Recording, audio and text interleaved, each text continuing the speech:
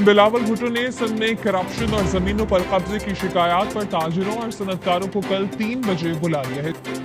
عجیب کہ کراچی کے تاجر کبھی آرمی چیف کے سامنے سندھ میں کرپشن اور زمینوں پر قبضے کے متعلق آواز اٹھا رہے ہیں اور کبھی تنزیہ طور پر احسان اقبال کے سامنے کہہ رہے ہیں کہ ہمیں وزیر اعلیٰ مریم نواز کچھ دیر کے لیے دے دیں، جس کی شکایات اور تاجروں کے مسائل سننے کے لیے بلاول بھٹو زرداری میدان میں آئے۔ انہوں نے تاجروں برادری کے اعزاز میں کل دورانہ دیا ہے۔ دورانے میں کراچی کے تاجر، صنعتکار، مختلف انڈسٹریل اور مختلف ایسوسیشن کے نمائندگان شریک ہوں گے۔ یہ ان سے اس اجلاس میں مسائل سنے جائیں گے اور خاص طور پر ان سے یہ سنا جائے گا کہ کراچی میں کیا کیا مسائل ہیں اور ان کو حل کیسے کیا جائے۔ پیپلز پارٹی کی یہ تجویز ہے کہ تاجر خود آگے بڑھیں اور سچ شہر میں پبلک پرائیویٹ پارٹنرشپ کے تحت وہ جو ہے وہ فنڈ دیں تاکہ اس شہر کی بہتری کے لیے مل کر کام کیا جا سکے۔